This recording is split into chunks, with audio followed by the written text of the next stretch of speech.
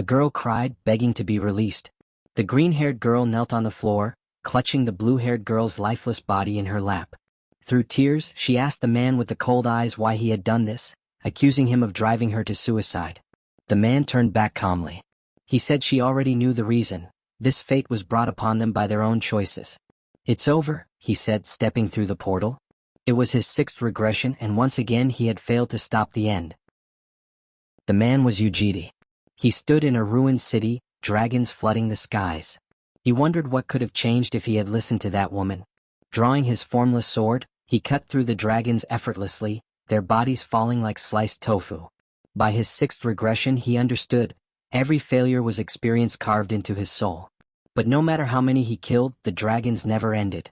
The world collapsed into apocalypse once more. And Ujidi failed again. His authority activated, the grand clock. The gears of time thundered and Earth's flow reversed. As the world reset, Ujidi's body shattered into light. Once again time would begin. Once again he would regress. No matter how many failures it took, he would save Earth. People gathered in the streets, staring in awe at a mysterious portal floating in the sky. Many laughed, assuming it was part of a movie shoot. One man even stepped closer, striking a pose for a photo. Then, the nightmare began. Monsters poured out of the gate in overwhelming numbers. Screams echoed as chaos erupted. Within moments, gates opened across the entire world, and monsters rampaged through cities, leaving destruction in their wake. It seemed as if Earth itself was collapsing.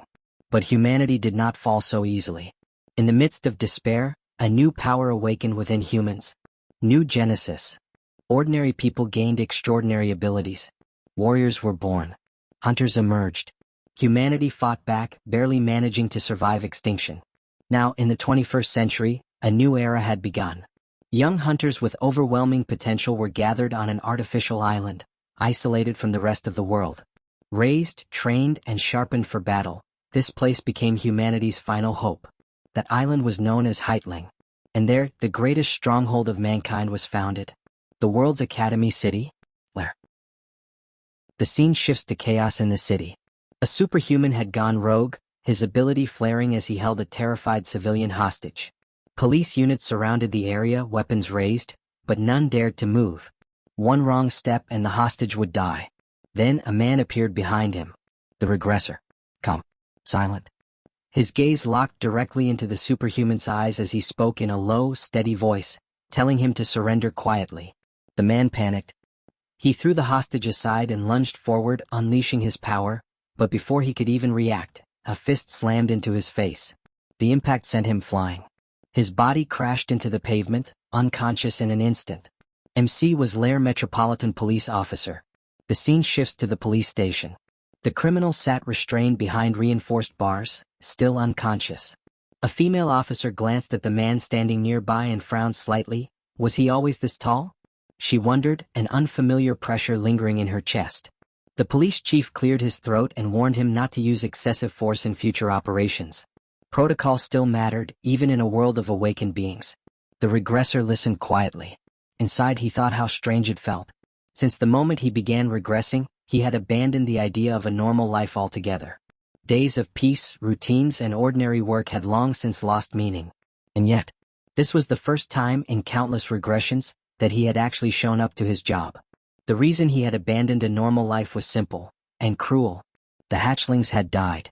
Baby dragons who came to Earth seeking happiness and experience were crushed by war, poisoned by humanity's malice, or driven to despair when they failed to fulfill their life missions. Some were killed. Some broke. Some chose death themselves. And every time one died, the adult dragons descended in rage. The regressor fought them, again and again, until he became impossibly strong, so strong that he could no longer grow any further. Yet even that power wasn't enough to save Earth. So in this regression he would change the method. At the station, the female officer approached him, awkward but sincere, asking him out to dinner. He refused bluntly, telling her he had somewhere else to be. Europe. This time he wouldn't fight the consequences. He would stop the cause.